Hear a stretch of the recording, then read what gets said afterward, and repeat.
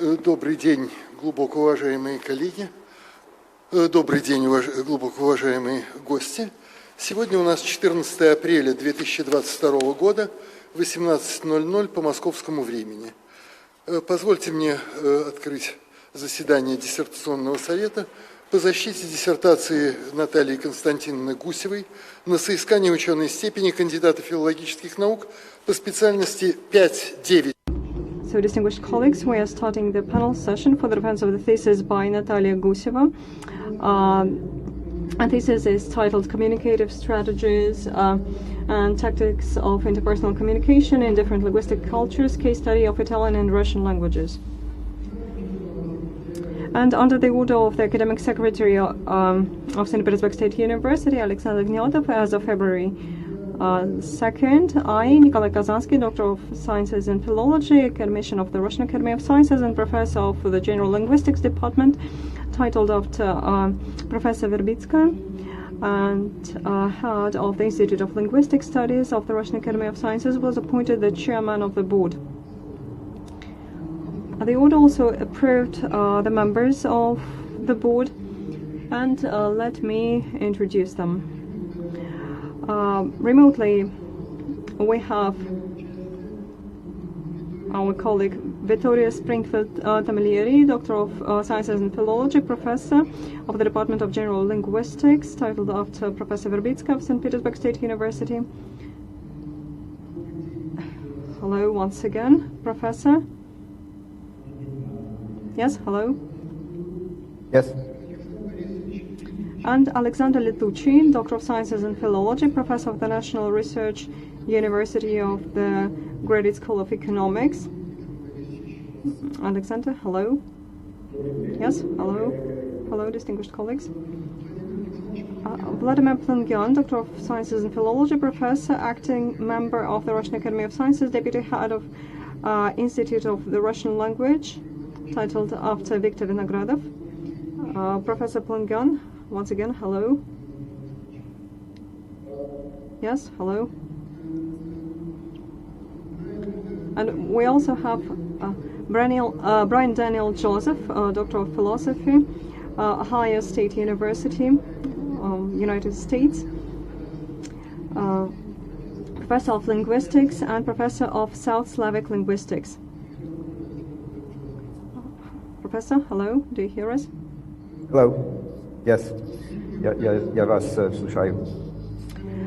And we also have our applicant for the degree, Natalia Guseva, who joined us remotely. Natalia, do you hear us? Yeah, I do. I welcome everyone. Yes, hello. Taking into account the fact that our applicant for the degree, Natalia Guseva, has joined us remotely, I need to raise the question whether we agree to continue our session in such a mode when Natalia is not present here personally, when she joined us online. Dear colleagues, what do you think about it? Yes, I believe it's okay. Yes, Professor Tamilieri. Yes, I think it's quite all right as well. Alexander Borisovich. Yes, yes, I believe we should continue. And Professor Joseph, is it possible to continue our discussion? Yes, definitely. Okay.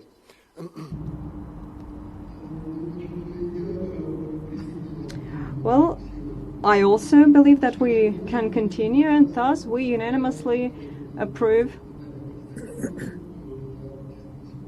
this option. So Natalia will participate in a remote mode. And also we have the thesis supervisor,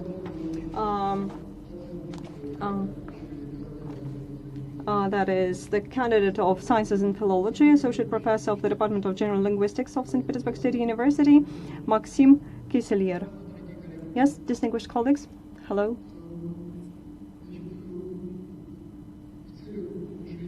And dear colleagues, in order to improve the quality of our connection, I kindly ask you to switch off the microphones while you are not speaking, so that we won't have any noise interference.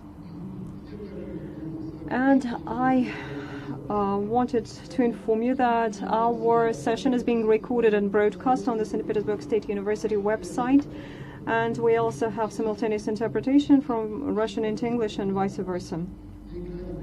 And on this on the screen with live broadcast, we have an email address, and all listeners can submit their questions to Natalia online, and they can voice their opinions as well on the content of the thesis and on the presentation of our applicant. Thus, all the listeners can participate in the academic discussion, and these questions will be forwarded to me by our technical service, and I will read them out during the discussion. And the questions must be related to the content of the thesis and to the presentation, so if you submit a question, don't forget about that. And according to the order of awarding degrees at St. Petersburg State University,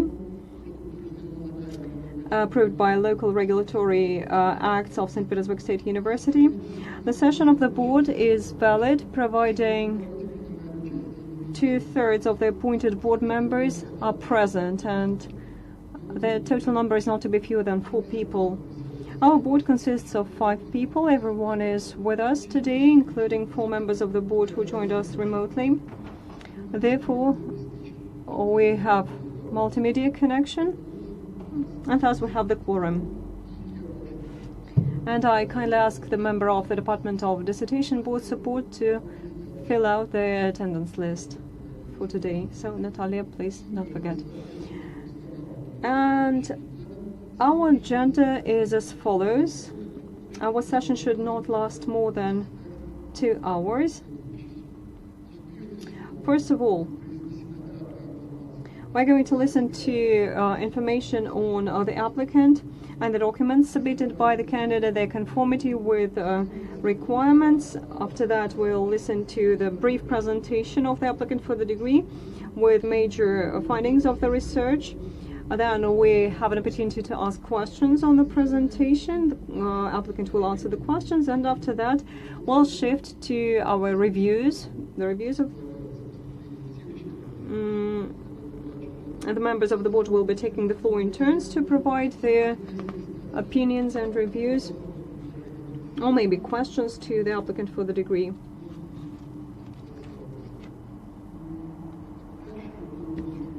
After that, I will take the floor as the chair of the board and give my review.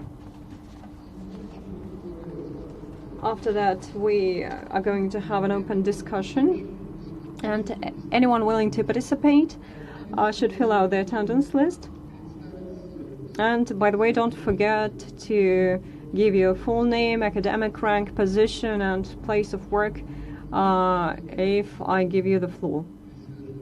And after that, I'll ask the questions submitted via our remote service, and the applicant will answer these questions. And after that, we'll give the floor to the thesis supervisor, short, brief review of thesis supervisor. And after that, we are going to have an open balloting. And just in case we need it, we may also have a 5-minute closed discussion of the results. After that, the open vote, and we are going to make a decision on whether to confer the academic degree or not. And dear colleagues, any objections about the agenda? Yes, Alexander, please turn on the camera. Yeah, Alexander, please don't turn off the camera. Didn't you see me right now? Yeah, we do. We see you now. We didn't see you before.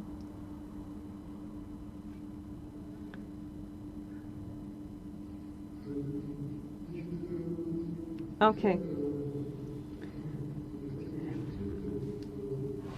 So now, dear colleagues, Now let us start. Well, the thesis by Natalia Guseva for the academic degree of candidate of sciences in philology. Specialization is 598 theoretical, applied, and comparative contrastive linguistics. And this thesis is titled Directive Strategies and Tactics in Interpersonal Communication in Different Linguistic Cultures, Case Study of Italian and Russian Languages. And this thesis was approved for the defense by the order of the Academic Secretary of St. Petersburg State University as of December 27th, 2021. Natalia Guseva has prepared her thesis at St. Petersburg State University, and her thesis supervisor is Maxim Kiselier, candidate of sciences in philology, associate professor of the Department of General Linguistics of St. Petersburg State University.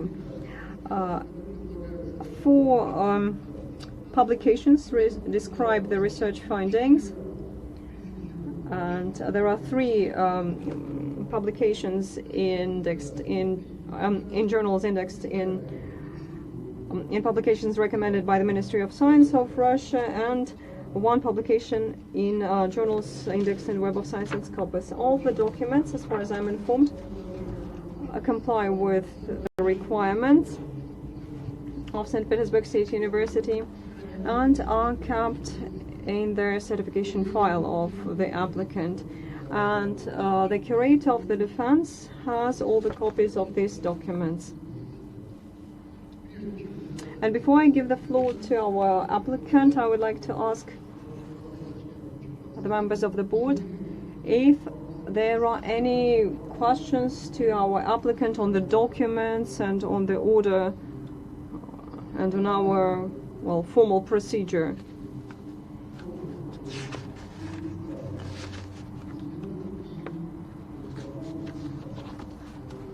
So, any questions? Is everyone satisfied with the documents submitted by Natalia? Yes? Okay. If there are no questions, I would like to give the floor to Natalia for the brief presentation of your results. So, please, Natalia, you have the floor. Thank you so much. Thank you so much for giving me the floor, Nikolai Nikolaevich. I will share my presentation. Yes, please, share your screen.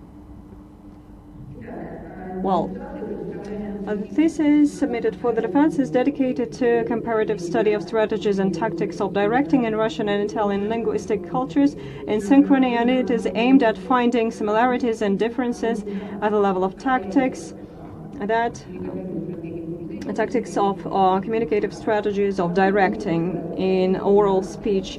The work is descriptive, and it focuses on language means used to implement the tactics in dialogic entities with directing intention.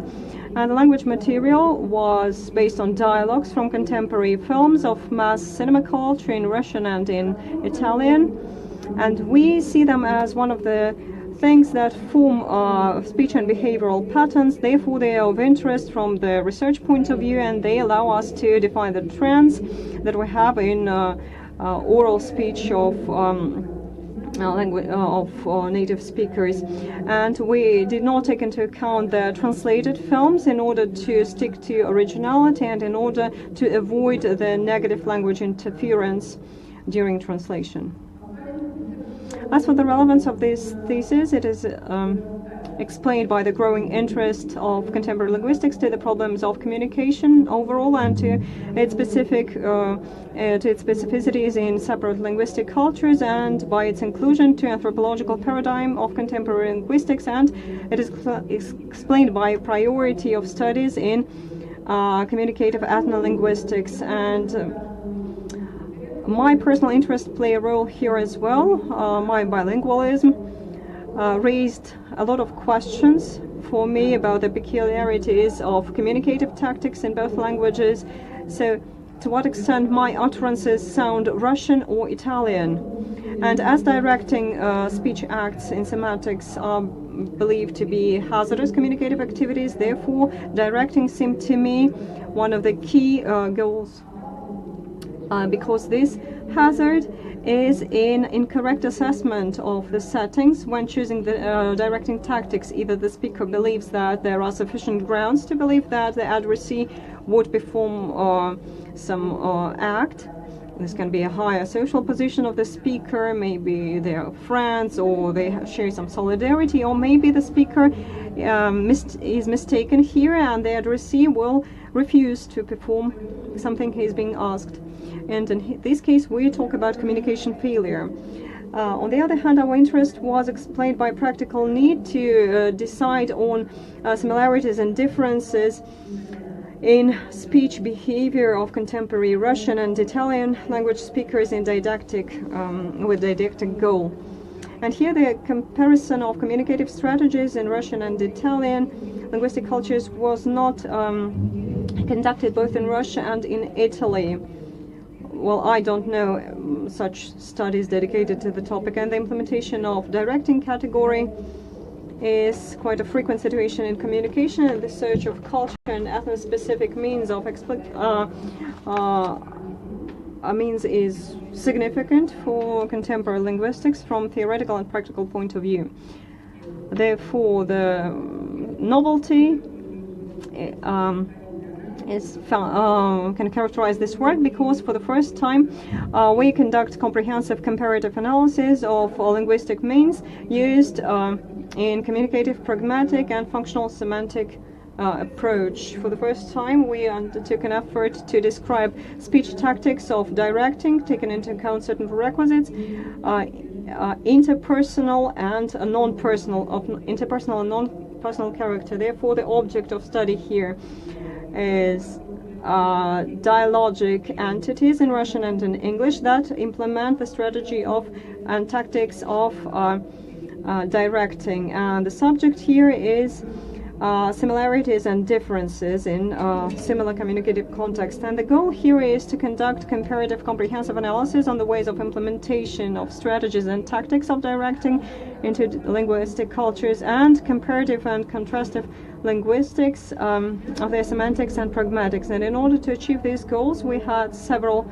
specific problems to specify. For example, the specification of research vocabulary to study private communicative strategies and tactics, the calculation and classification of directing tactics into linguistic cultures, and also detecting the trends in this directing field, and the description of most frequent techniques of directing into languages, and also the establishment of preferences explained by factors of social culture and functional stylistic order, and also the defining the degree of influence of social and cultural and national factors on the choice of directing means. Theoretically, we wanted to include cross-cultural pragmatic study into the problem field of communicative science. We wanted to detect socio-cultural and linguistic factors that influence the way of volition. And practically, I plan to use the materials and the results of study in my courses on pragmatics in Russian and in Italian, and also in courses on theory and practice of translation and language pair Russian and Italian. And in order to resolve these problems, we chose the method of comparative description of language material, and above all we used the methods of comparison, context analysis, content analysis in order to interpret the numerical regularities, and as we're used to that in scientific literature, we described the strategies with symptomatic statistics using terms more or less, more frequently or less frequently. We also use the method of sociological drama by Erving Hoffman.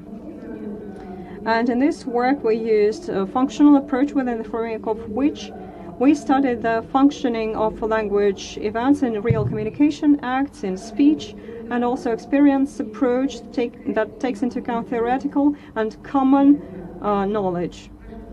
And our choice of experience approach is based on a paradox.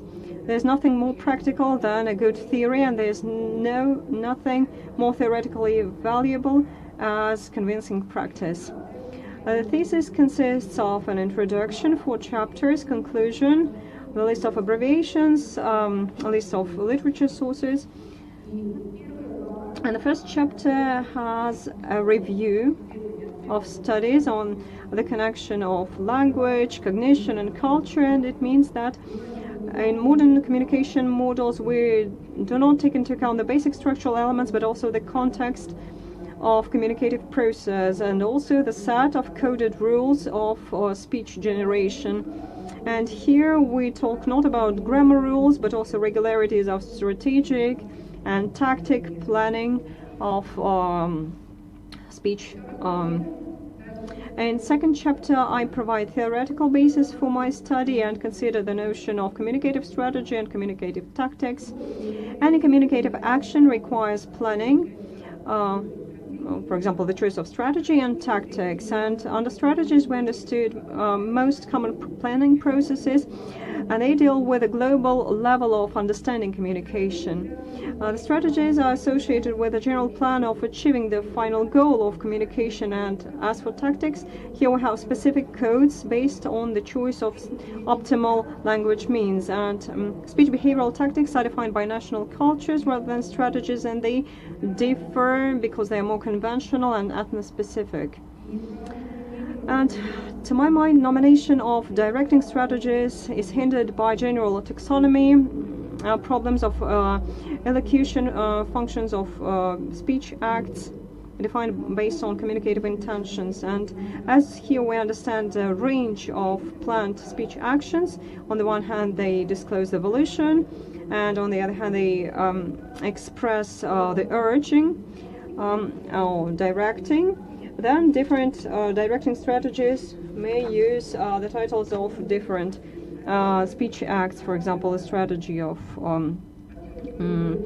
advice, of an order, and so on. And emphasizing this global character of the notion of strategy, we decided that we should describe different tactics involved in the implementation of directing strategies overall, because in tactics we see the individuality of the speaker, including the ethnic-cultural individuality. And communicative tactics are defined by the set of settings that depend on objective and subjective factors. They are divided into interpersonal and non-personal. The third chapter is dedicated to the analysis of language means that implement directing imperative and non-imperative directives. And here we have interrogatives, declaratives, substantivated forms, and elliptic constructions. The fourth chapter is the most voluminous one, and it has comparative analysis of numerous tactics of directing strategies, and also here we have classification based on different settings of the speaker. And here we had a focus of on situational variability of the language. And we also took into account stratification variability, that is seen as the dependence of speech behavior depending on the belonging to different social groups. And as language material, as I've already mentioned, I've chosen dialogues from contemporary cinema, and cinema films, and mostly this choice allowed us to cover a broad spectrum of state-of-the-art trends and typical contexts in different social groups of contemporary society. And as we're talking about ordinary speech, we had to take into account heterogeneity, diffusion, and different lower levels of material, not forgetting about language norm in prescriptive and descriptive forms, and some incongruence in prescriptions and speech practice. Defining certain directing tactics was done, and the nomination of tactics became the result of our creativity, but certainly that's not a final choice. That is just to classify and to calculate it all. This question is also complex because when choosing some other tactics, the speaker cannot take into account just one setting. We need to take into account the range of settings. And also any directing utterance has an aim to connect to reality, because the directing leads to certain prevention of action or some other change of reality. It means that directing is based on reality. Then any action should have an agent. In directing utterances, the agent is the listener, but this can be the speaker or some third party, or speaker along with the listener, or the listener with third party members. Thus, any directing utterance has interpersonal setting. In other words, there are no directing utterances that have just one type of setting, interpersonal or non-personal ones, but still one of the type prevails. The analysis of language material allowed us to verify the hypothesis mentioned initially in our study, and it is as follows. The most frequent tactics of directing differ with social linguistic and cognitive potential of the used means. And as a result of our study, we made the following conclusions. The majority of fixed tactics for both languages are universal. However, separate tactics show more frequency in other language compared to another one, and this observation allowed us to make the following conclusion. In the Russian linguistic culture, directing depends on the context more and depends on the implicitness. And to save time, I just left these titles of tactics here on these slides in parentheses. In Italian linguistic culture, we have more orientation on the addressee, using the construction of interest as an action, and also the interaction of solidarity between the communicants. In Russian linguistic culture, we see the prevalence of interdependent self-interpretation that confirms the broad context character of communication.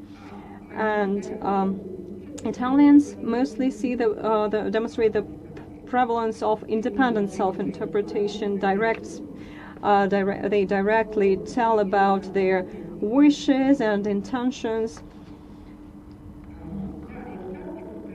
And in tactics, we see socio-cognitive nature of directing. Certainly, it is a universality, but language means that it uses can differ in different languages. And this difference is seen from the following fact that socially important information regarding social status of the speaker and the addressee is expressed by the grammar means of the language, like imperative forms of the verb, or indicative of different temporal forms, and by lexicon, proper names, titles, and so on.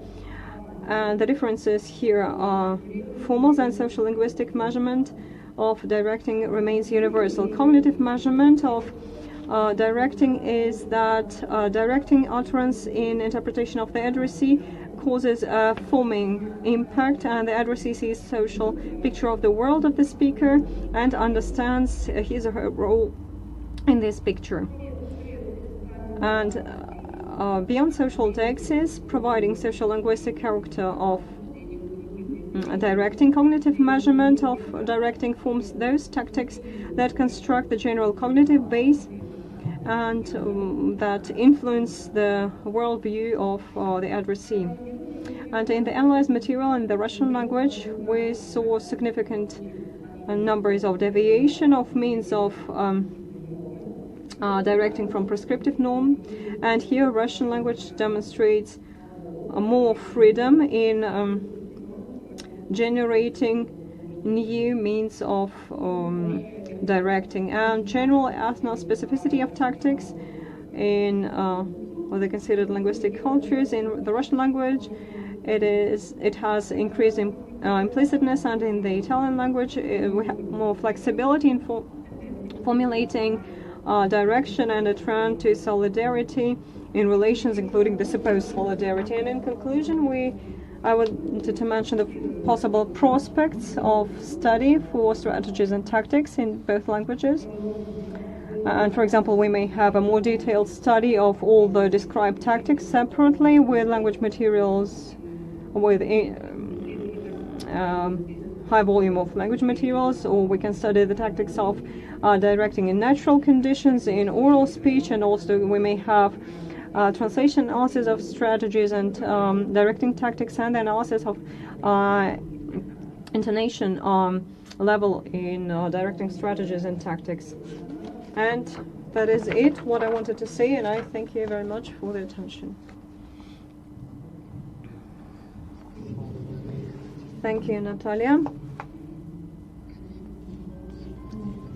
Any question? Some questions to Natalia?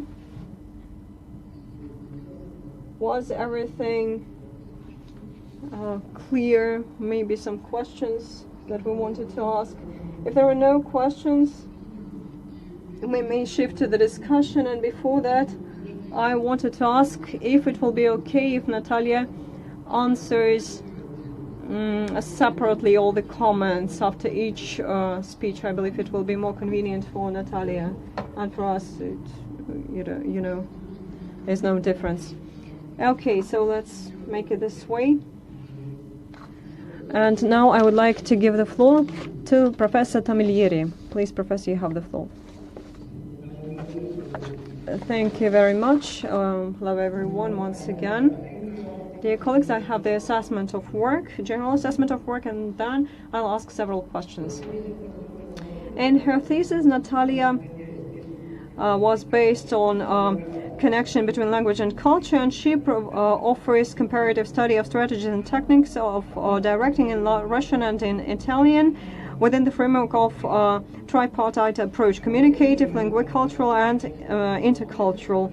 And she dwelled upon different issues on the topology of culture, worldview, socio-cultural factors, and cognitive aspects of communication. And here the basis is dialogue, so the exchange of speech actions between communicants. And as she writes on page 21, the study of dialogue interaction should not be limited with observation of certain facts of language use, but it should be conducted in the broad social and psychological context. That's the end of quotation. Thus, communication process does not only meet the structural rules, but it is based on a broader context. And the work emphasizes the impact of cultural traditions on language behavior of different people, and at the same time the work proves the importance of language characteristics. And the structure of work gives us the description of theoretical and practical aspects, so it's rich 2 or even 3 languages that describe the topic, and the conclusions are worded pretty well. The object of study here was already mentioned, and when she analyzed the material, she took into account the different data from comparative languages. And Italian examples are translated into Russian all the time, and this is explained by practical needs, and this gives us some interesting comparative aspect. And basically I like this work very much, and for me it was very useful, though I had several remarks, if I may. The first question: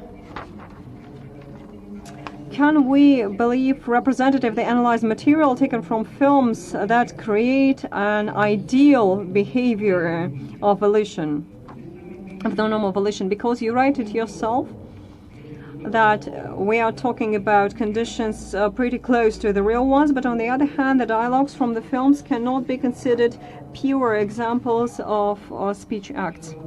So the question here is as follows: did you choose this material for a long time, or maybe you had some other ideas on the issue, and why did you choose these films, the films that you actually chose? Next question. So can I answer, would you like to answer straight away, or should I ask the next question? Okay, I continue. In the work, you avoid direct translation from one language to another due to the use of results in teaching, I would like to specify the practical consequences of this wording on page 33. Remembering the practical value of the study and the search of translation equivalents of strategies and tactics of directing, we would like to know that adequate translation to another language is not in the search of equivalents in another language, but rather in interpretation of all the facts that promote the formation of this utterance in this situation. And here's the question about the practical application of your results in teaching Russian and Italian as a foreign language. And this question is based on your pessimistic view on specific linguicultural analysis possibilities. You say that it can't be considered fundamental, and empirical description with an object of combination of such dynamic formations as language and culture cannot be seen as fundamental. So that's what you wrote. So do you have any experience in this field, or maybe you can share some ideas here? Third idea, prosodic peculiarities are taken into account sporadically, though they play a significant role in dialogues that are based on directing. And this is given in the end of work as a possible further strategy. So was it just too hard to analyze here? What were the reasons of such a decision? Because I do not completely agree with the words that case system of the Russian language explains the absence of verbs. For example, that's page 172.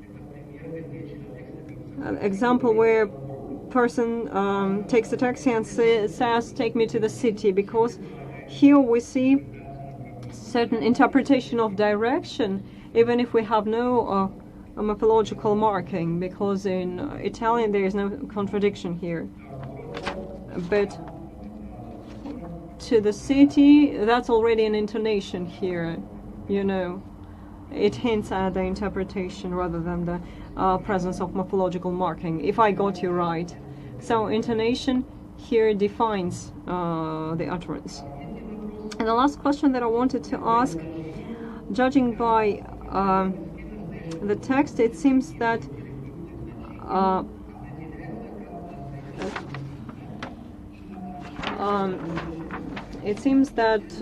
in Italian language currently the directive value is defined as the real usativo, and it is described by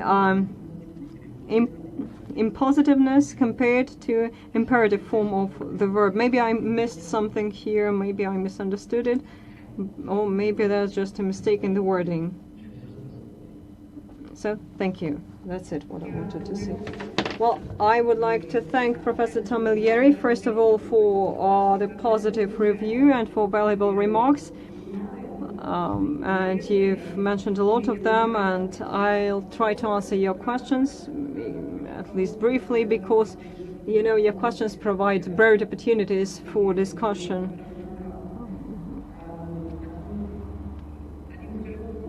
One of the first items that you mentioned is representativeness of the analyzed material in the thesis.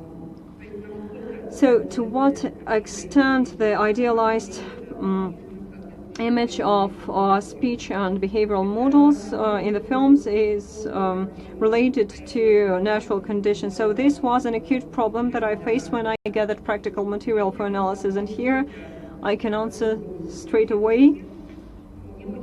I wanted to gather live language material, so this many hours of recordings of natural speech, like those that are used in interaction linguistics. Though I'm unfortunately an independent researcher, and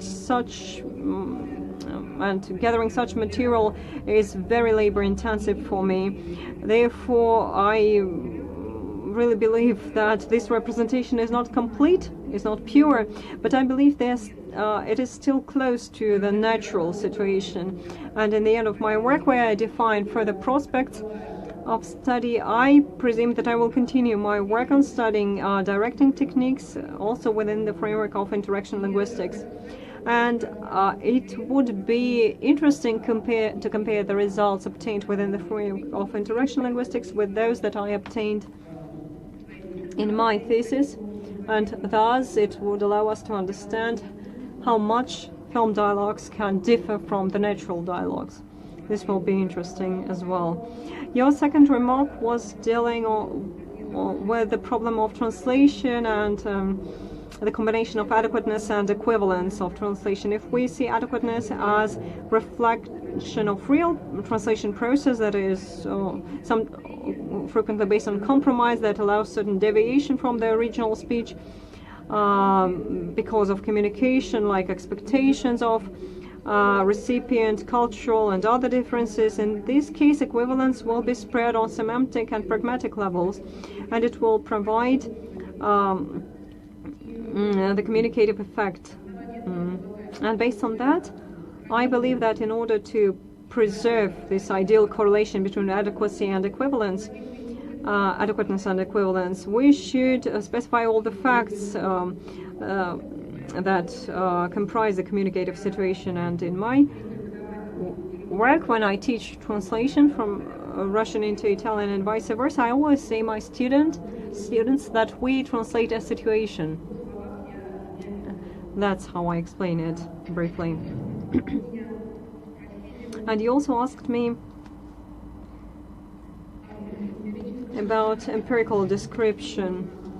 And indeed, to my mind, it cannot correspond, it cannot be fundamental, because our reality, language reality, is not permanent. Therefore, it cannot be, empirical description cannot be seen as fundamental. Maybe the results obtained in the thesis in some time will be completely inadequate to the reality.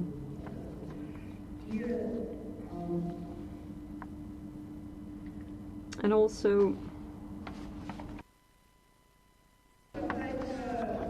as for the absence of verbs in the Russian language, here I did not understand your question, I beg your pardon, and it's hard for me to answer it, because in this example of the person who takes a taxi and says, take me to the city, if we take away the morphological marking, we'll have just city. And here it will be hard to understand what actually the speaker meant in this particular case. But you gave an example from the Italian language in Città. Yeah, maybe I misunderstood you. The thing is that you emphasize the presence of morphology in the Russian language, unlike in Italian language. Well, in this particular case, because if we omit this verb of motion, and verbs of motion is controlled by a particular case, and when we see this particular case, we are talking about motion. We talk about accusative case.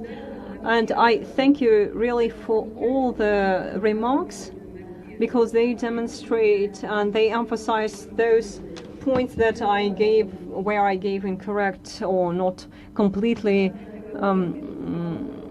understandable wording. And this question on intensity, that was my misprint, I believe. So I thank you for mentioning it, and I thank you for the careful reading of my thesis and for the positive review. Thank you so much, Professor. Yes, you deserved it. Okay, Professor Tamilieri, are you satisfied with the answers?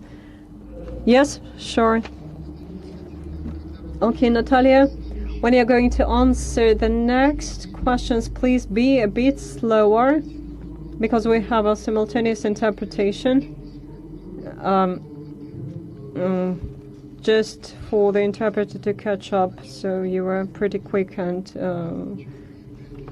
as we have 2 hours, so please a bit slower. Okay, now I would like to give the floor to Professor Litucci. Please, Professor, you have the floor. Yes, thank you so much.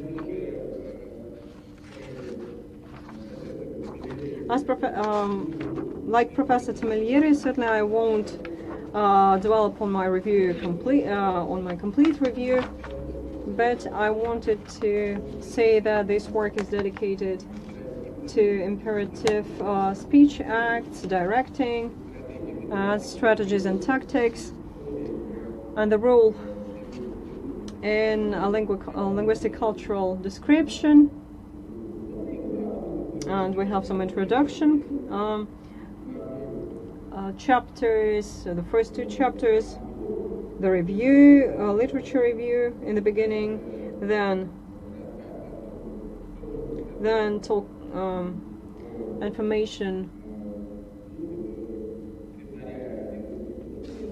about linguicultural studies, and I believe these 2 chapters take us to the major part of this work, where you talk about imperative, directive, about periphery of imperative utterances like come down, or silence, where we have no imperative form of the verb. And what I liked in the work is that it was really fascinating to read this work. It is written quite well, and the wording, I liked the wording, and I liked the logic. I liked all these transitions from one part to another, from one field of study to another, and so on. And I believe this detailed literature review is quite valuable, because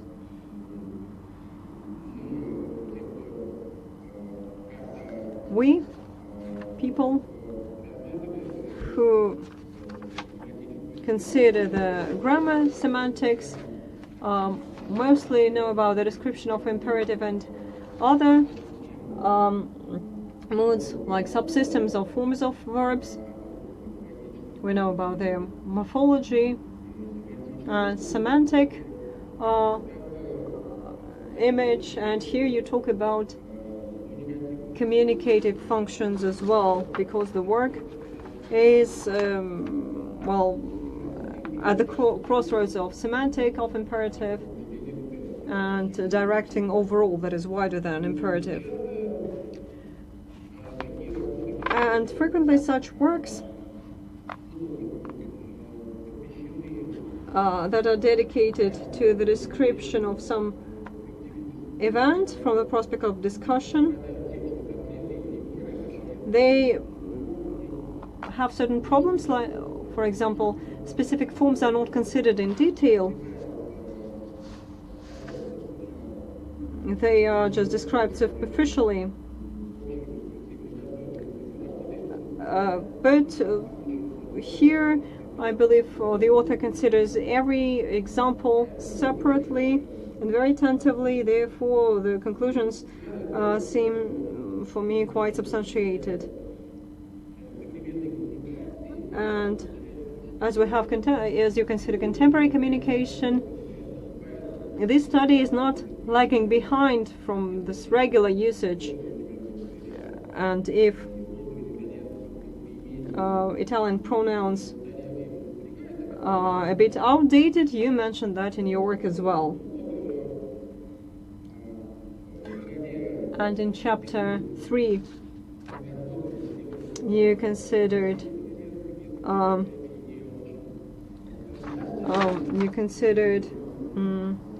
the form of appeal in Italian language, and here we see a kind of this allocution. Yes, so it was interesting to consider the differences in the Russian and in the Italian language. And the key chapter here is chapter 4, where you conduct the study based on materials of Russian and Italian films. And by the way, this work is very easy to read. The logic seems quite reliable, but there are certain criticisms that I mentioned in my review. The first thing was dealing with the introduction. In some cases, we lack this explanation element. For example, though it's not frequent, but for example, talking about Laura and lei, in Italian you fix it, and I believe you could say a bit more about standard forms of imperative that are limited by the second person,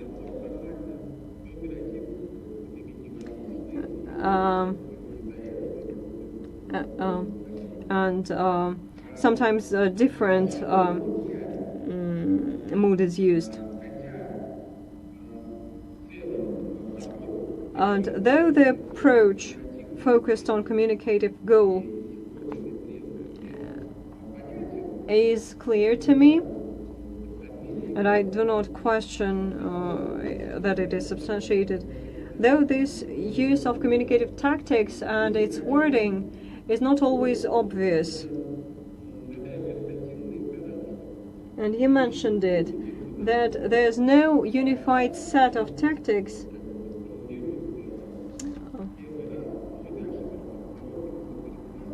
and for example these definitions may be revisioned and so on. And on the one hand, it is not always clear why you call them like that, but on the other hand, it is not quite obvious that we always see something beyond these utterances. We not always see what the speaker meant. And here, considering this problem, we can talk about direct and indirect speech acts. Yes, we do have imperative utterances. For example, shut the door, close the door. And it's clear that we formally use imperative, and the goal is to make someone close the door. And there are indirect speech acts that have a different goal, not the one expressed, but still that's a convention. For example, could you please in Russian and in English, it's clear that it's not an imperative, but still quite frequently, if not in the majority of cases, they are used as direction, as directing. And we can understand that the answer to could you please is yes I could, no I could not, so it would lead to the failure of dialogue, so it's not provided, the answer is not provided here. There are certain cases, for example, you can consider this structure as I want you to say, or I want you to do something. I ask you not to be silent. And here's this question: is it an directing or is it a wish? Certainly, to some extent, it may be a wish. I want it. It would be nice if. It would be expedient if. So these can be directing tactics because the speaker expects the listener to react somehow. But can we say that this speech is the tactics of direction, or with rather guess and intention that is not directly described in the speech? And here's the question, and I believe it is quite hard to define it experimentally, because the set of directing means is pretty broad. However, we can say that, for example, we have an conventional option, and we have cases when it stems from the logic that it can be used as a kind of directing, but whether it is a special tactics or not, it's not that clear. And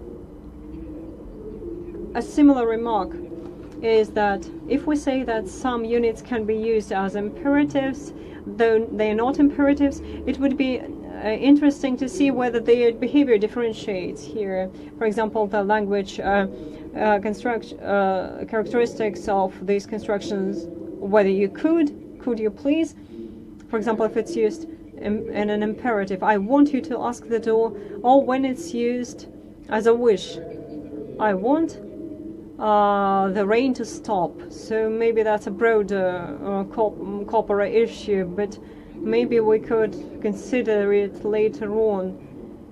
Are there any hints that that's an imperative usage here in this particular option? Then,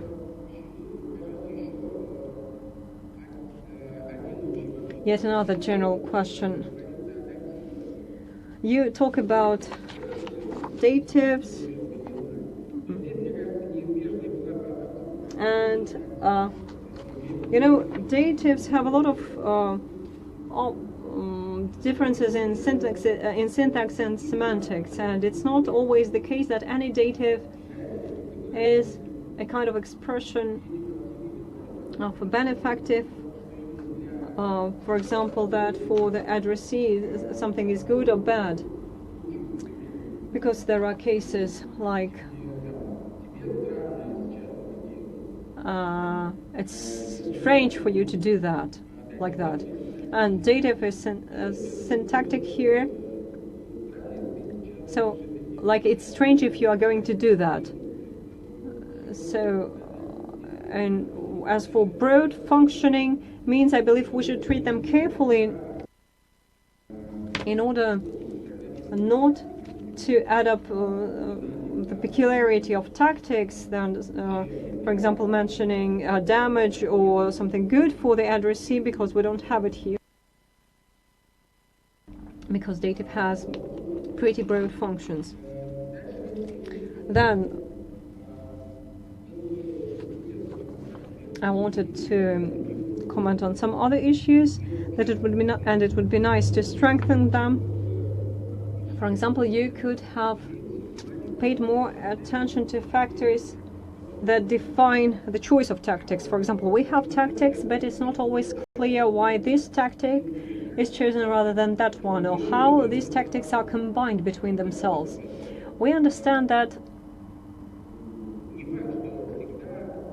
it's not the fact that you should always mention one tactic. Maybe there is a combination there. And in some cases, I wanted to mention that in the first chapters, not in the fourth chapter, but in the first chapters,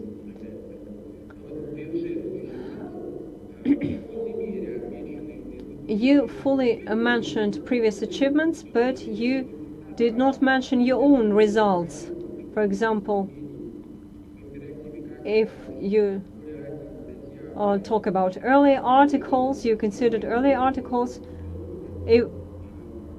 maybe you should not be too shy and describe everything in details, what you achieved in the previous articles, and so on, because you describe other ideas very specifically and you don't describe your own achievements. And then I believe you could have mentioned indirect speech acts. I believe you could have mentioned them more. And another line of study that was not mentioned in details, some specific concepts here. These are not tactics, but there are a lot of works on the issue. For example, Vladimir Lungyan and Madame Arhimina work on time, and the work of Anna Zalezniak on different concepts, on national types of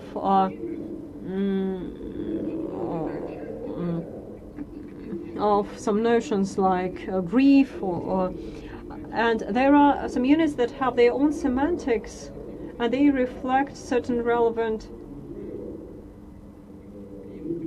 principles, standards, and so on for the culture. And finally, the terminology point. You don't use this hortative and usive terms a lot. And it's clear that this work is not on the imperative paradigm, and it's not that critical, but still you did not use them a lot, and they are quite convenient, I believe, for this work. But overall, these remarks do not compromise the overall very good value of this work, and the thesis by Natalia Guseva, I believe, meets the requirements established for such works, and I believe Natalia deserves the academic degree of candidate of sciences and philology. Thank you very much, Alexander. Natalia, now you have the chance to answer. Thank you so much. Alexander Borisovich, I would like to thank you for such a detailed review of my thesis, about the detailed review on the practical part.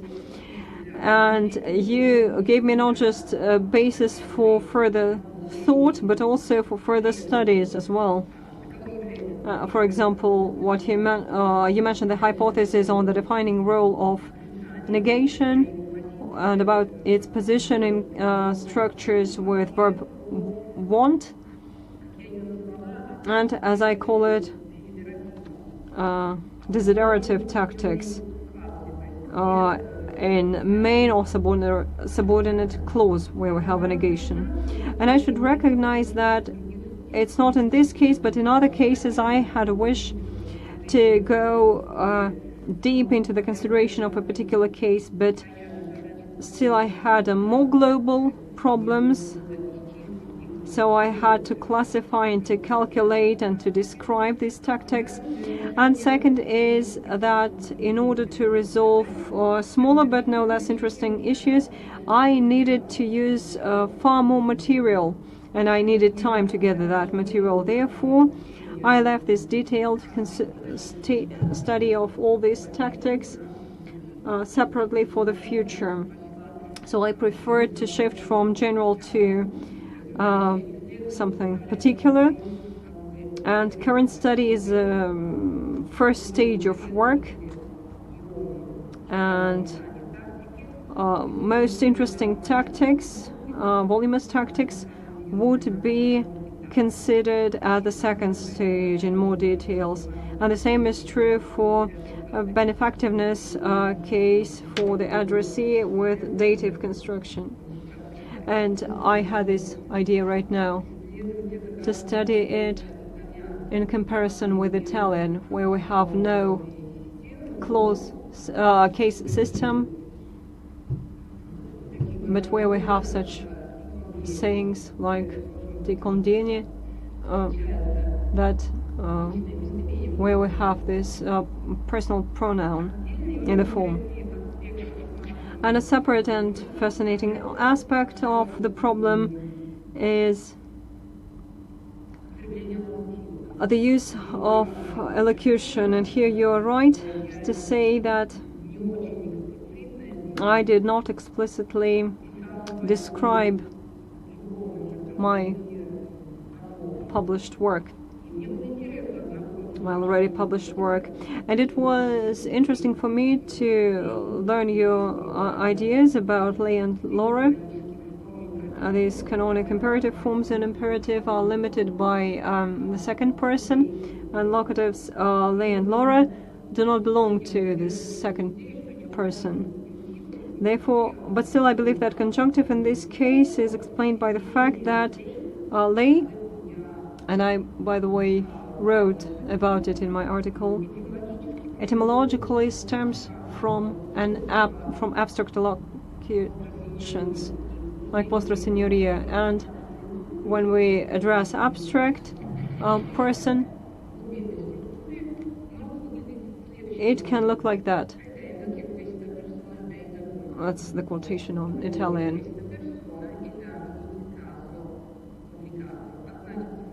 And it means that in contemporary Italian, directing of this form, polite form, will sound like, well, quotation in Italian.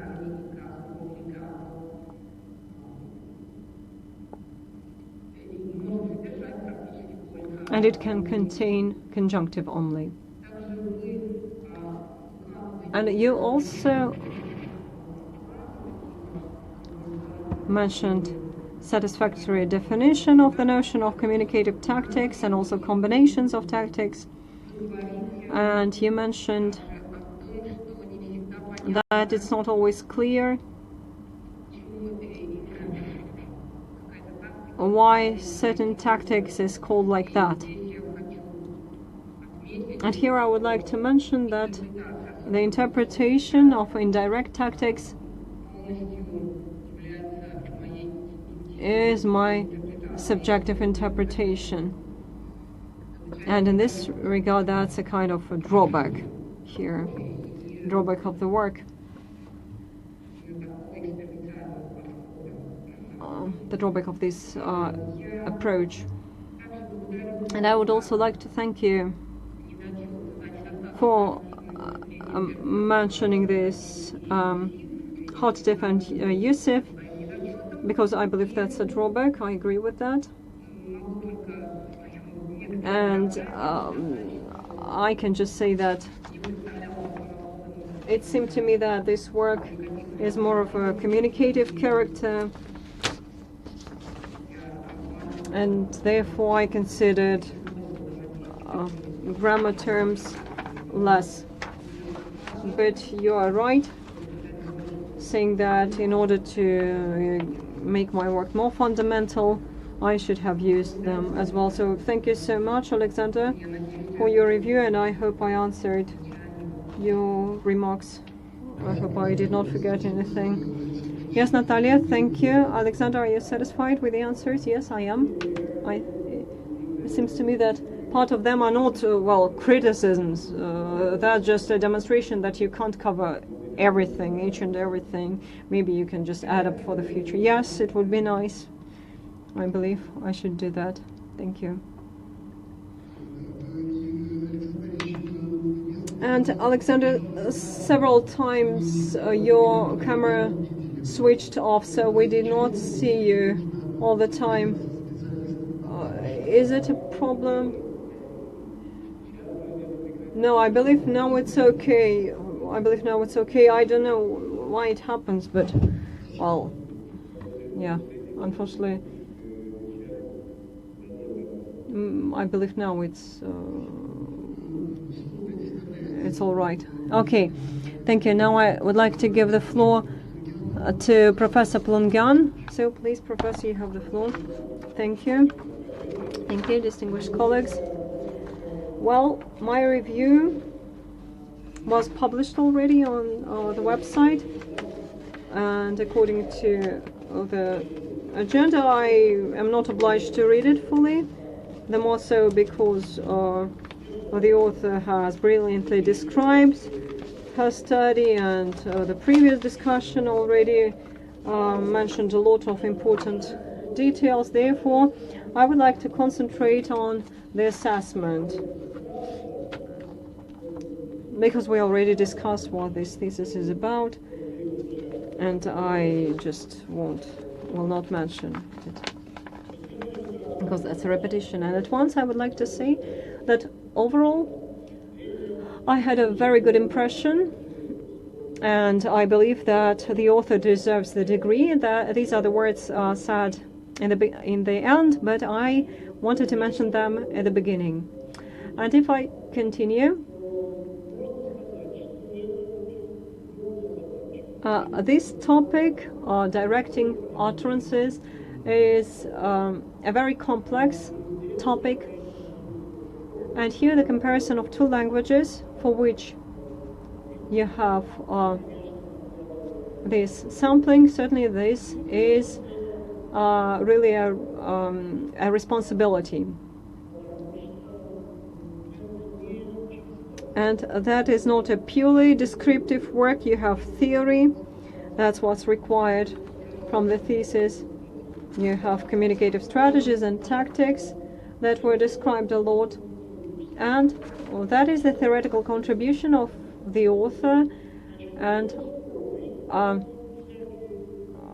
as any instrument it can be questioned as well, and it was already discussed.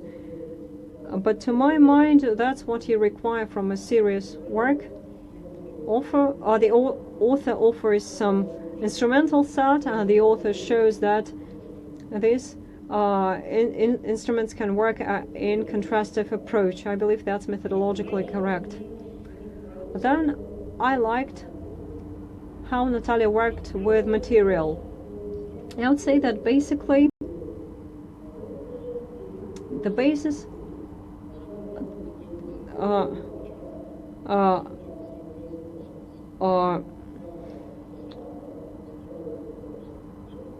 is based on corporate approach. And I support this approach, and when I see it, I always welcome it. And to my mind, corporate methods are the prerequisite for moving forward in linguistics, and we really see it in this work.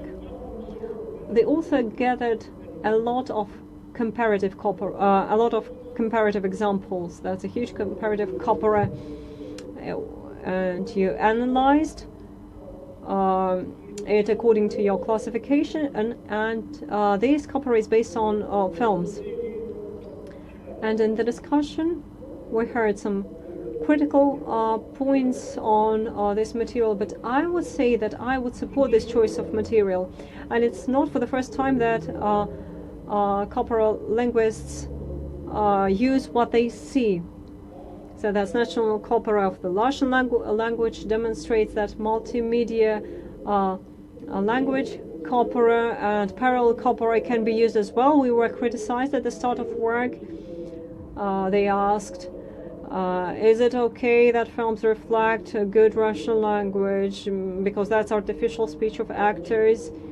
Don't you restrict yourself to this artificial language? Certainly that's understandable, but our answer is we do not restrict ourselves, because that's a good, rich material, and it seems to me that the author will support us here, that indeed film dialogues and films basically are a good material that gives a lot.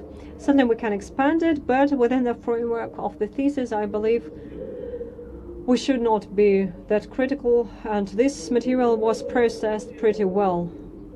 So all these prerequisites for the thesis that add up value to the work, so they are all present. The relevance of the goal, scientific novelty, theoretical contribution, and that's basically it. And the conclusions are that we expect that Russian and Italian speakers differently use the arsenal of communicative strategies and tactics that the author defined while working with dialogues, and behavior differs, and it's important for the theory of the language and for practical teaching. And we see that the author is a practitioner as an instructor, so I believe it's good. This difference is pretty interesting. Somewhere it's not questioned at all, somewhere it may be questioned, but still. Basically, there's one aspect that I wanted to mention in this work. The theoretical framework that you want to promote. From the point of view from my point of view, what part gives us directing the theory of speech acts? The theory of speech acts, and we know it, that the appeal to the theory of speech acts is quite significant, and to pragmatics as well. So that you cite many classical workers, but what I wanted to mention is this term lingua culturology and those annotations that you used here. Why so? And it's pretty simple. Linguistic pragmatics is part of linguistics that has problems, drawbacks, but still that's science with its function. Lingua culturology is not science.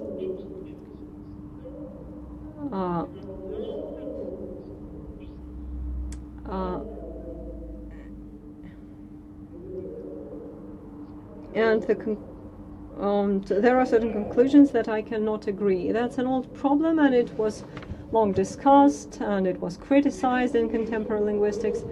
And here we see a kind of revival of old concepts of this holistic approach to the language that represents the understanding of people, and we can say that lingua culture is a holistic demonstration of this essence, and there's no basis in contemporary science to believe that something of that exists. We don't have this notion of people, of national, and this is demonstrated in the Italian, and you mentioned that Italy is so mosaic a country. It has so many regional differences that talking about some general cultural characteristics is something that is not quite reliable. And I believe same is true for Russia. That is a huge country that is socially diverse, regionally diverse, and saying that there are certain characteristics of people speaking Russian, I believe it's not correct. And for me, some of the quotations that you gave in your work are not reliable. Well, some of these ideas are even funny because Russian speakers are different, they behave differently, and the more so these things do not work. And in these conclusions, you show it pretty well that there is this gap between this review part, where you list it all, and specific conclusions of work that are pretty good. Nothing really exquisite here.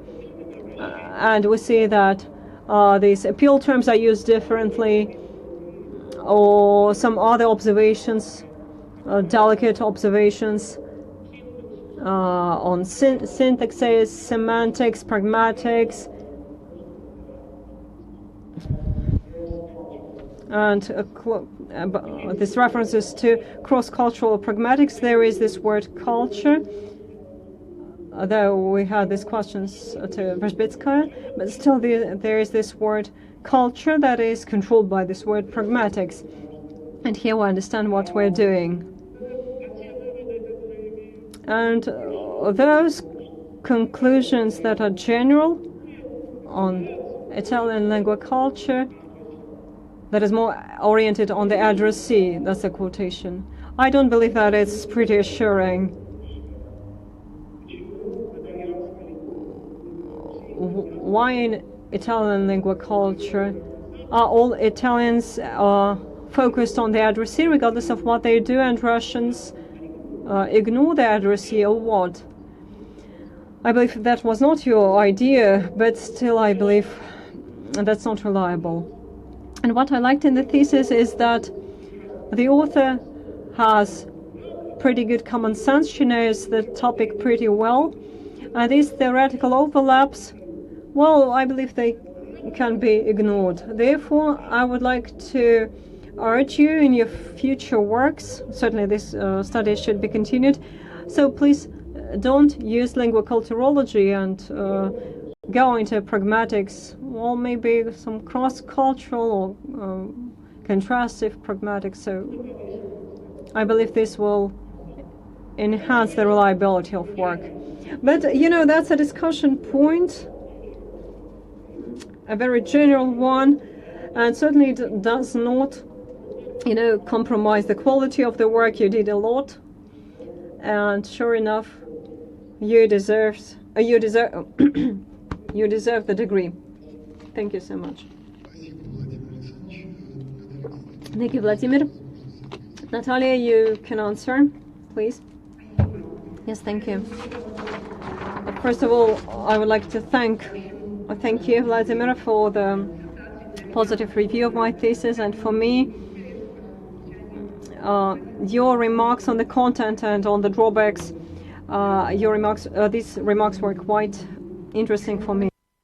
And I cannot but recognize that you are right, talking about some sections of the theoretical part of my work, and indeed I had a lot of review materials, and some of them, from my point of view, were aimed wanted to demonstrate the numerous positions in contemporary linguistics. And you assured me that my use of term lingua culture was not completely correct. And indeed, I presumed to use it as a kind of demonstration of link between the language and culture. And you're right saying that this work lacks my explicit point of view, my pronounced position regarding certain ideas, because concentrating on the empirical part of work, I omitted that. Maybe that's because I believe that from the further analysis, my preferences would be clear regarding certain ideas that were later on discussed in the conclusions as well. In any case, in theoretical chapters, I should have worded my position in a more pronounced manner. And as for cultural peculiarities of Italians and Russians, I believe this issue is still open. And my thesis indirectly proves the need for further study of this global problem. And when studying accessible literature or national style of communication, I believed I needed to mention all the points of view that I know about, and they are pretty scarce, so bibliography here is not that extensive. And I mostly quoted the Venice University Kafkaskari on intercultural Russian-Italian communication. That's and the author was Dalla Libera. And there are certain drawbacks in methodology of study, because it is based not on the study of actual material but on interviews of people, and by the way, that was a small group, and this does not allow us to make credible conclusions. However, I could not but quote this work because I know nothing about other comparable works that compared our two cultures, and in my work I confirmed and refuted some of the conclusions by Dalla Libera. For example, her wording that faced with emergency situations, Italians show flexibility and freedom of thinking, and this allows them to change the strategy to achieve the final goal. I believe it was confirmed in my study as well, because the tactics of semantic repetition is mostly observed in the Russian language rather than in the Italian one. And to my mind, these tactics of syntactic repetition demonstrate inflexibility in Russian. And in Italian, people prefer not to use this technique. And it was interesting for me to mention also the works of Hofstede. For example, his words on the necessity to avoid uncertainty explained by the level of stress in society when facing some unknown future. And I made this conclusion that Hofstede made this research in years 2001, 2002, and I am not focused on indexes that were obtained more than 20 years ago, though I mentioned them. And as for this term,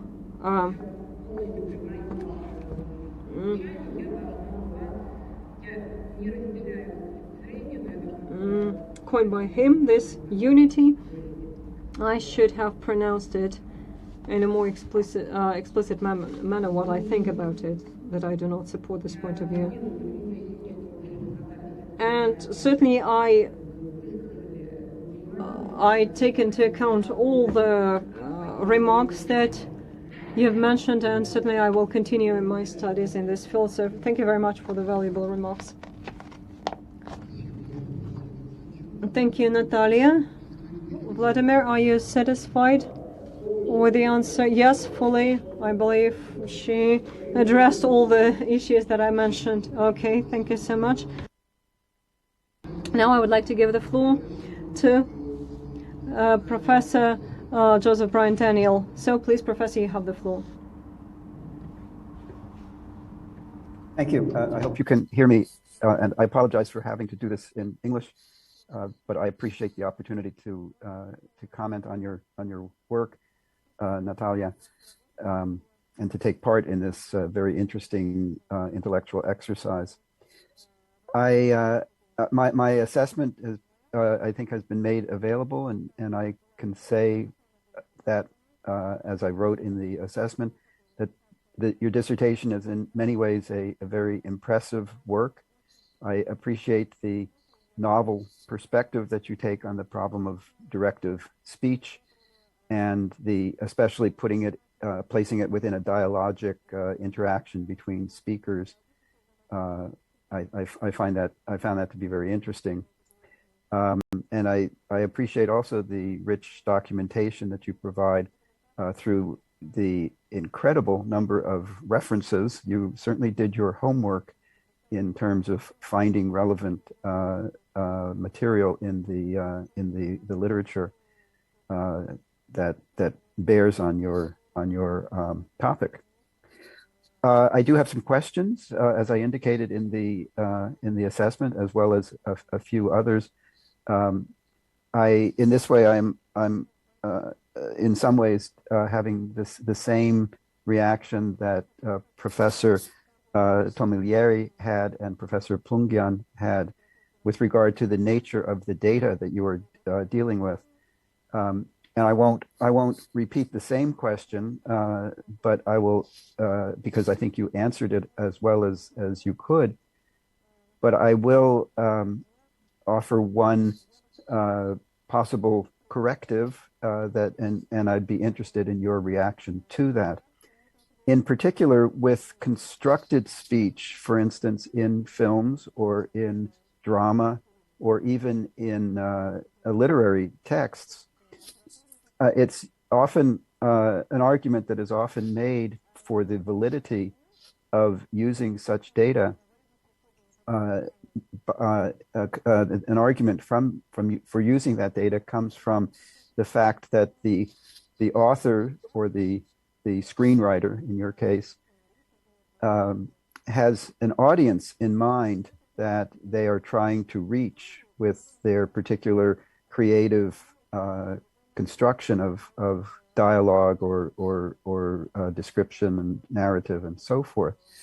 Do you think that argument, my question for you then is, do you think that argument holds for the material that you are dealing with? That is to say, is there an argument to be made that the intention of reaching a particular audience necessarily means that the material that the screenwriter creates has to be true to the actual norms of usage in the particular language in question?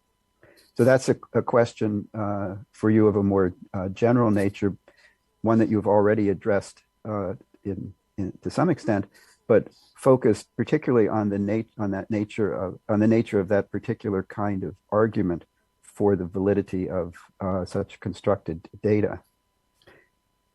I also had a question on now I have a couple of specific questions now as well on and I will refer to the English version of of the dissertation. I greatly appreciated that the fact that it was that a full translation was provided.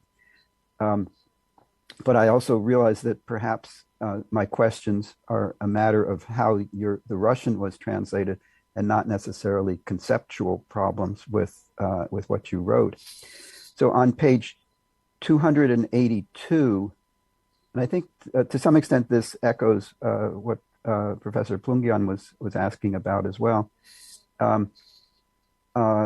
You say in the case of two unrelated languages, Russian and Italian, which however belong to the same language family and culture, I would question at least the use of the English terminology, saying they are unrelated but belong to the same language family. So that's, I think, just a small adjustment in terminology, perhaps. But raising the question also of whether Russian and Italian belong to the same culture, I had the same reaction that Professor Plungyan did, in that Russian is spoken by a wide variety of ethnicities and associated cultures.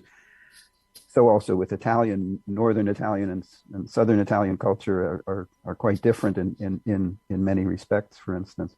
So I wonder if you could just reflect a bit on that, and whether is it just a matter of the way the Russian was translated into the English version, or is there a maybe deeper issue that you would need to address?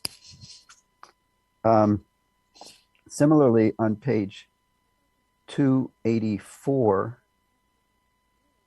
you and maybe throughout as well, you talk about directives, but you also talk about directness.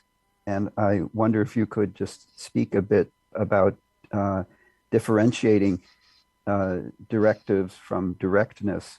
And in particular, can there be indirect directives?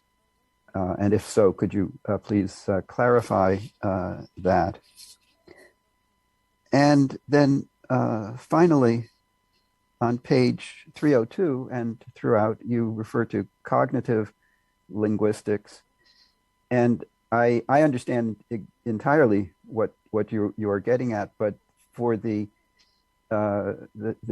field of linguistics at large, the term cognitive linguistics has different meanings for different practitioners.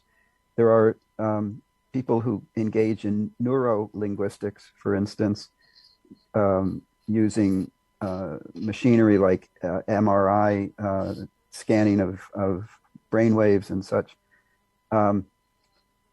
who consider themselves to be doing cognitive linguistics. And I think that's a very different sort of cognitive linguistics, in quotes, from what you're talking about. So I wonder if you could just maybe clarify a bit for me, but also for your audience, the audience for the dissertation more generally, what variety or what brand of cognitive linguistics you are working in. But all in all, I found, as I said, I found the dissertation, as I said, to be a most impressive work, and I look forward to hearing your answers to these relatively minor questions that I have. Thank you. Thank you so much, Professor.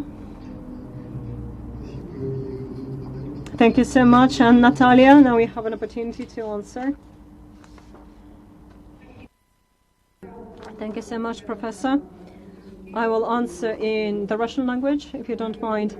No, it's fine. Dear Professor, first of all, I would like to express my gratitude for your review on my thesis and for the question to which I partially answered, to what extent this language material that I used in the thesis can be seen as real. And to my mind, yes, the corpora of examples is based on dialogues of contemporary films and series, and we believe that these examples can be considered as examples of real language material, but they are not likely the natural speech. So the difference between dialogues from the films and the dialogues between language speakers is in the authorship and spontaneity. I hope I got your question right, because unfortunately the sound was not pretty good. And I believe I should recognize here that no matter how masterful dialogues are in the films, they still are the result of a creative work of a group of authors or of one author. But when choosing the source of examples, we were based on the natural desire of the authors to create a typical language personality of some due time, of some social status and communicative role. And certainly the authors of dialogues have an intuitive understanding of how friends talk to each other, how relatives talk to each other, or how, I don't know, service workers talk to clients. And taking into account this secondary character of film dialogues to natural speech, we were appealing to this common experience, to archetypical models reproduced in the films. Well, that's how we can relate natural dialogues to film dialogues. And thank you so much for the question on culture, on the unified culture that I mentioned in the beginning of my thesis and further on. And just to explain myself, maybe that's not an accurate wording that I used. I wanted to say that this question of unified culture, both for Italians and for Russians, is, well, not unresolved in our time, but it is, well, flexible somehow, because it covers the issue of the existence of a nation. And I personally believe that this question is unresolved right now, and that's why I believe that I'm right to use this term of unified culture and lingua culture overall. Then your question on cognitive linguistics. In my literature review, I certainly used a lot of European sources and American sources as well. And you're right saying that some things are viewed from a different perspective. If we consider, for example, the United States and Russia. And I basically describe this term because I basically dwell upon cognitive aspect of directing. I talk about cognitive linguistics as about linguistic that studies constructing of notion about oneself and about the surrounding world using the language means. So to say, that's what I wanted to say. I believe that's the answer I can give, and I thank you so much for raising these questions. Thank you, Natalia. Professor, are you satisfied with the answers that Natalia gave you? Yes, I am. Da. Thank you so much. And finally, it's my turn to give my review.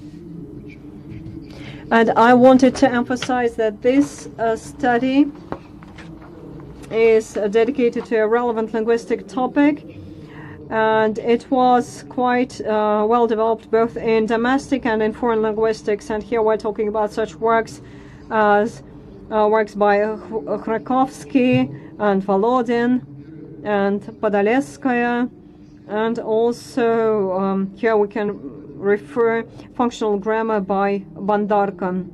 And I wanted to emphasize that contrastive studies that cover the linguistic material and pragmatics give us a lot of new to understand the general and individual within the framework of the European cultures. The comparison of Russian and Italian mass material is able to give us fascinating results because both cultures share antique and Christian roots and also numerous precedents of interaction throughout the 18th to 21st century. And here I would like to support the words of Professor Joseph that there is this interaction from mid-17th century when the embassy was sent from Moscovia to Livorno, and there was a translator from Andreev Monastery in Moscow, and we cannot ignore those close cultural ties that existed between Italy and Russia, and that is, by the way, very well reflected in volumes of Italian-Russian dialogue issued by Professor Shishkin in Italy. So this cultural unity and orientation of the Russian culture at Italian examples, I believe we should bear that in mind. And as for contrastive studies and as for this massive material, it provides the novelty for the study that is expressed by problem setting as well and in new linguistic methods. And here I'm referring to, first and foremost, to corpora studies. And it seemed to me that the author had successful interpretation of these numerous examples that the thesis abounds in, and I wanted to say that their interpretation and linguistic analysis did not arise any particular objections for me, even when the author talks about style. And I would still mention one point, namely the text interpretation, and I'll read it out. And that's the quotation from the text. If any action is benefactive for the speaker, the speaker would rather aspire to fulfill it with any possible way.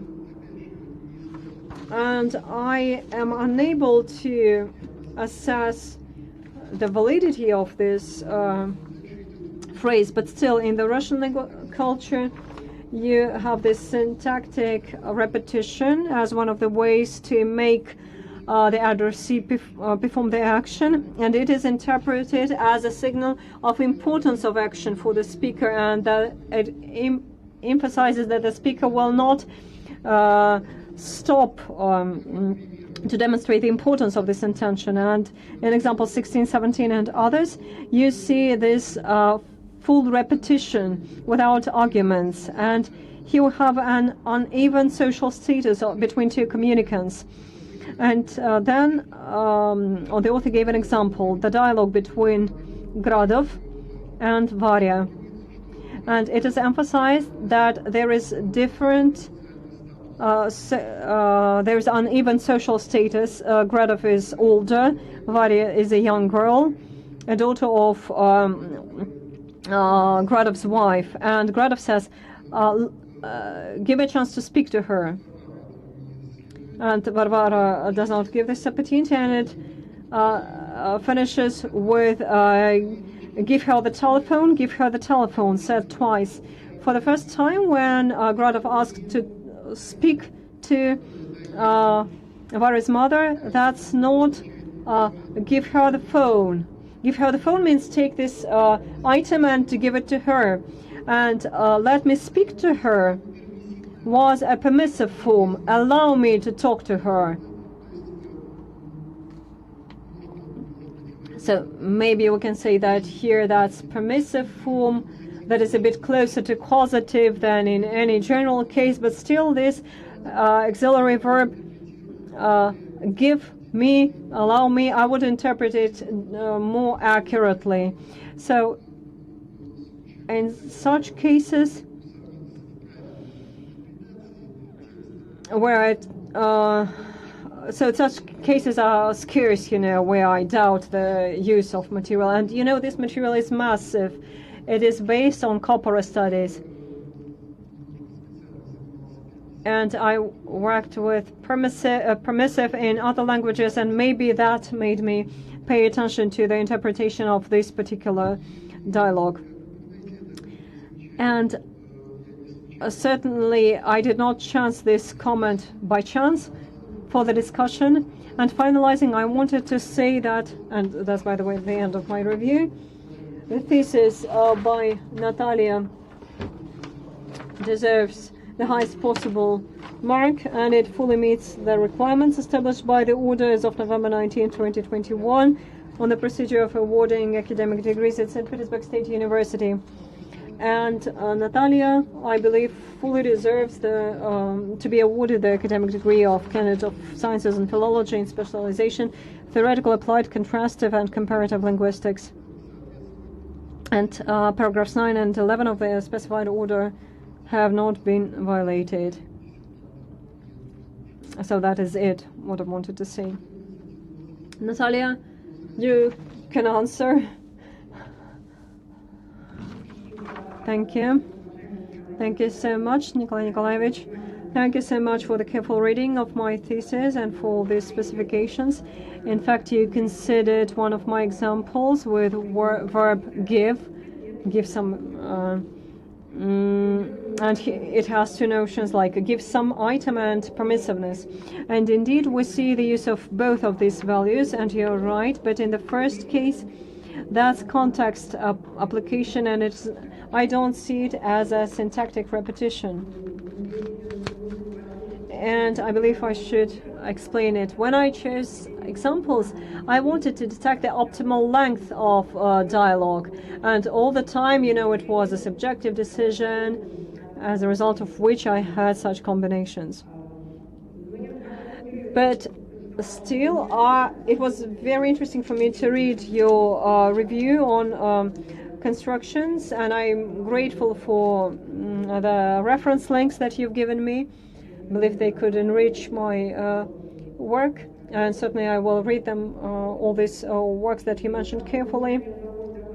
And your comment on this verb give gives me ideas for further discussions. And in Russian, give, and in Italian, dare, is a kind of substitute in directive utterances, and its notion in every specific situation is explained by the context, so it's context dependent.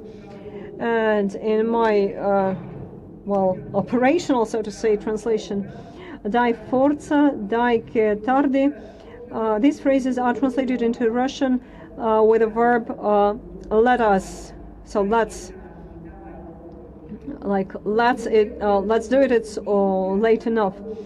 So it would be nice to trace how these directive utterances are translated into Russian and into Italian as well. So I believe that we can use subcorpora, parallel subcorpora of the national corpora of the Russian language, because it has this parallel Russian-Italian corpora. And yet another idea that I wanted to share, if I may. And in my material, I had a lot of cases of deviation from the mode of implementation from prescriptive norms, 18 cases against 0 in Italian examples, corpora. Mostly these are usage constructions with joint action, like давай, давайте, let me bring them to Helsinki, or maybe you'll go with Natasha. I also had other usage options, but we're not talking about them right now. And I believe that your comment on this verb Давай, let us, allows us to believe that there is a special role in directing for this verb. And it would be interesting to study it separately. So thank you so much, Professor Kazanskaya. I hope I hope I answered to some extent your questions. Thank you, Natalia. Well, I can say that I'm satisfied with what I heard from you. And as far as I understand, we can say that we are all satisfied with the answers of Natalia and with her ability to answer in this discussion. And as everyone nodded, I believe that's it. That's the case. Now I wanted to ask if there are any questions from the audience. None. And any written questions submitted during the broadcasting? None. Okay. If no, I will give the floor to the thesis supervisor, to Maxim Kiselier. Thank you, Professor. Distinguished colleagues, I will not read my review, the more so because I believe that it is quite positive for Natalia, and I'll try to be brief. And first of all, I would like to mention those two problems that Natalia faced when working on the thesis. The first problem was mentioned by her already, and that is that she had her practical personal interest as a bilingual person,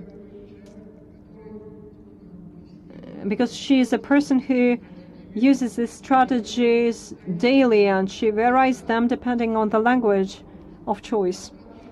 And on the one hand, I believe it helps a lot to select the material and to analyze it. But on the other hand, when the researcher starts the studies, the researcher should be above of this material and stop using his or her language experience, so forget about this language experience.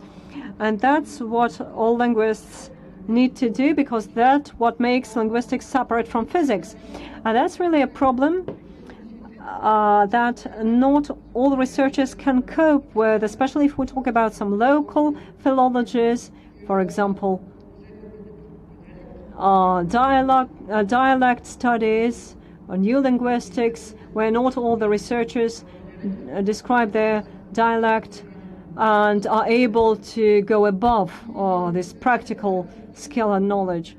And I hope and I really believe that Natalia managed to cope with this problem brilliantly, and she really managed to be above her practical knowledge. And the second difficulty, no less important, during the process of work at the final stage, Natalia had to change the thesis supervisor. I became the supervisor, and she had to get used to me and to my remarks, my proposals. So that was the second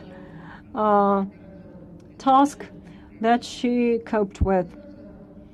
And it seems to me that Natalia's work demonstrates all these competences that a scientist should have, namely the ability to work with quite a complex and extensive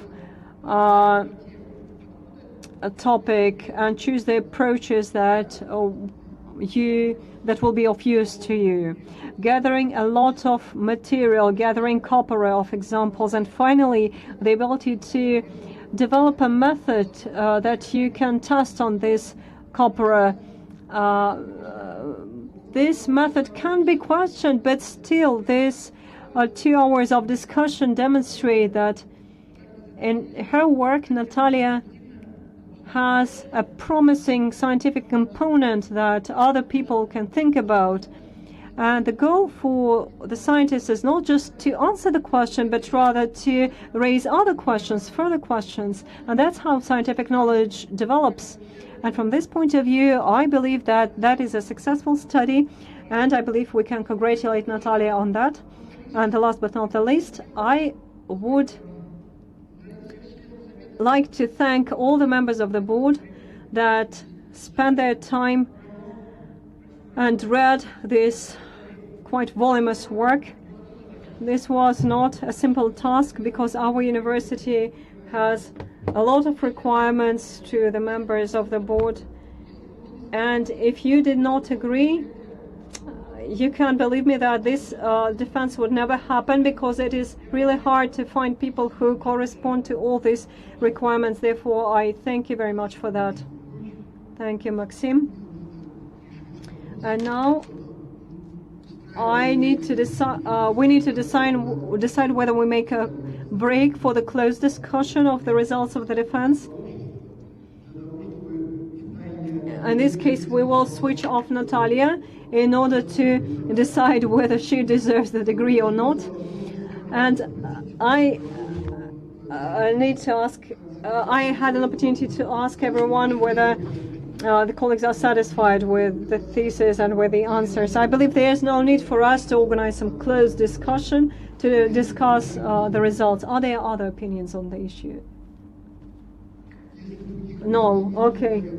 If so, distinguished colleagues, dear members of the board, I kindly ask you to vote, and you need to say it personally, that you vote for the award of the academic degree according to Article 11 of the order that the author has not violated. So and I quoted, in the thesis, the author needs to quote the author of the literature source, and when using the results of academic works performed in cooperation or personally by the author has to mention it in the thesis. But we all saw that that is the case. And right now, Professor Tamilieri, do you agree?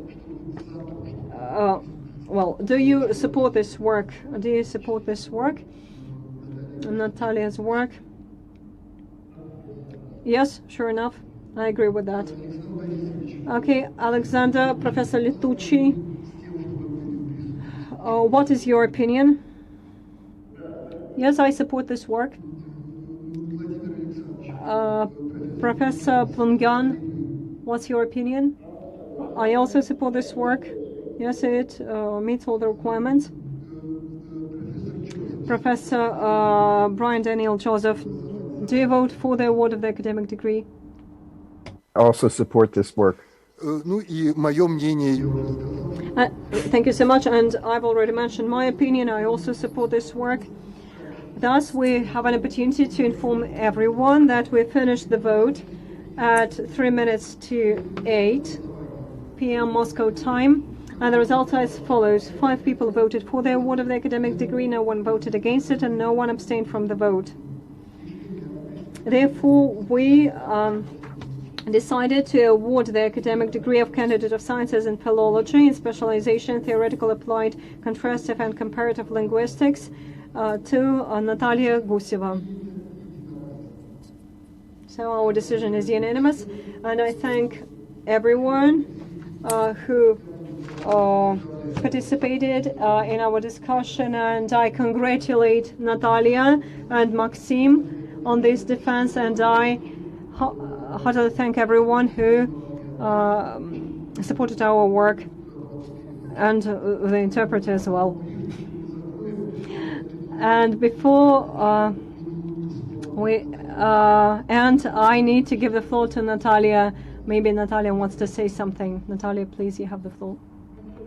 Thank you. Certainly, distinguished colleagues, distinguished members of the board, I would like to thank each and every one of you and the chair of the board as well for the positive reviews, for the scientific discussion, for the work on this session. And I'm really grateful to you, and I'm really grateful to my thesis supervisors, Fatima Bisalova and Maxim Kiselieri. And I want to thank the administration and technical department that made this defense possible. Thank you so much, everyone. Thank you, Natalia. Thank you, everyone. All the best wishes, dear colleagues, and here we stop and we turn off the broadcast. All the best wishes, dear colleagues.